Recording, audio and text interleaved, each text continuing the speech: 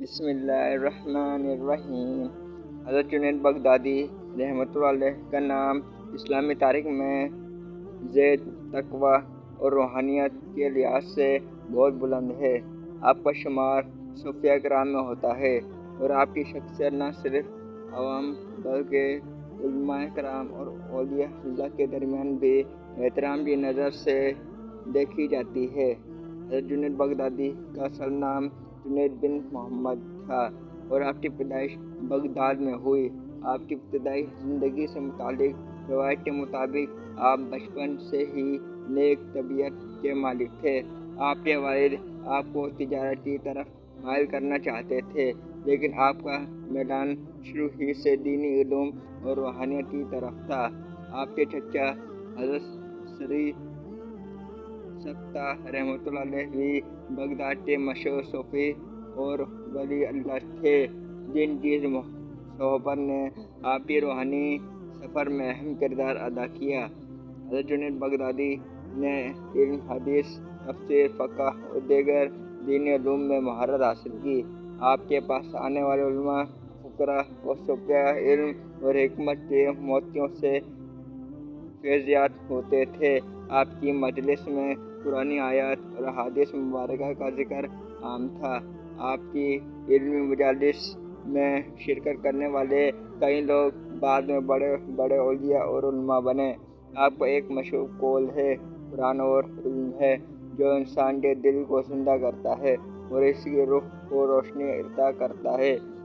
اس لیے آپ قرآن اور تعلیم کو مرکزی حیثیت دیتے تھے اور حدیث مبارکہ کے بارے میں فرماتے تھے کہ یہ نبی کریم صلی اللہ علیہ وسلم کی زبان سے نکلی ہوئی وہ باتیں ہیں جو ہمیں سیدھا راستہ دکھاتی ہیں۔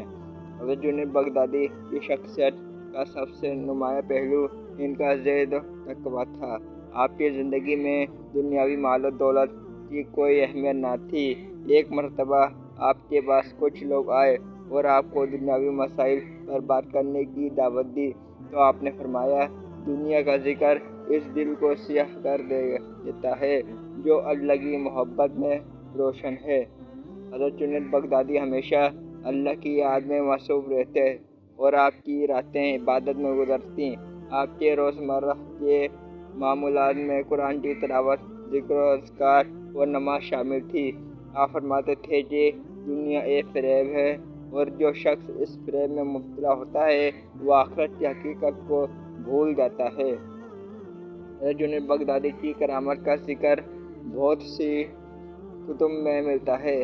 آپ کی ایک مشہور کرامت کا واقعہ یوں ہے کہ ایک مرتبہ بغداد میں قحط پڑ گیا اور لوگ پریشانی میں مبتلا ہو گئے۔ حضرت جنید بغدادی سے دعا کی درخواست کی گئی۔ آپ نے وضو کیا اور اللہ کے حضور دعا کی۔ دعا کے فوراً بعد بارش برسنے لگی اور قحط ختم ہو گیا۔ ایک اور واقعہ میں بیان کیا جاتا ہے کہ ایک شخص آپ کے پاس آیا اور اپنے دل کی سختی کی شکایت کی۔ آپ نے شخص کو کچھ دنوں تک آپ کے ساتھ بیٹھنے اور قرآن و حدیث سننے کی ہدایت دی۔ کچھ دنوں بعد اس شخص کا دل نرم ہو گیا اور وہ اللہ کی محبت میں گرفتار ہو گیا۔ حضرت جنید بغدادی کا تعلق بزرگوں سے ہے جن کی تعریف قرآن و حدیث کی روشنی میں کی جا سکتی ہے۔ قرآن مجید میں اللہ تعالیٰ فرماتا ہے، سورۃ یونس آیت نمبر 62، خبردار، بے شک اللہ کے دوستوں پر نہ کوئی خوف ہے اور نہ وہ غمگین ہوں گے۔ اس آیت کے تحت علماء اور مفسرین فرماتے ہیں کہ اللہ کے دوست وہ ہوتے ہیں جو زہد و تقویٰ کی زندگی گزارتے ہیں اور حضرت جنید بغدادی ولی اللہ میں شامل ہوتے ہیں۔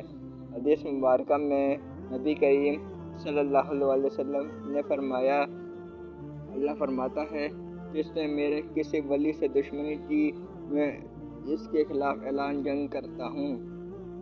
اس حدیث مبارکہ سے یہ بات ثابت ہوتی ہے کہ ولی اللہ کا مقام بہت بلند ہوتا ہے اور اللہ تعالیٰ ان کی حفاظت فرماتا ہے۔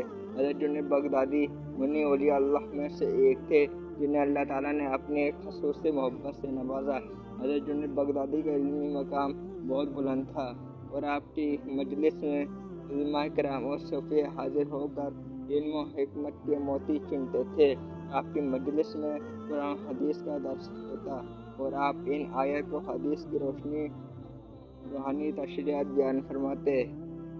آپ کے علم مقامات اور اقوال کو بہت زیادہ عزت کی نگاہ سے دیکھا جاتا ہے اور عالیہ صوفیہ اور علماء آپ کے اقوال سے رہنمائی حاصل کرتے ہیں۔ حضرت جنید بغدادی رحمۃ اللہ علیہ کی وفات 910 عیسوی میں ہوئی۔ آپ کا مزار بغداد میں واقع ہے اور آپ کے مزار پر آج بھی عقیدت مندوں کی ایک بڑی تعداد حاضر ہوتی ہے۔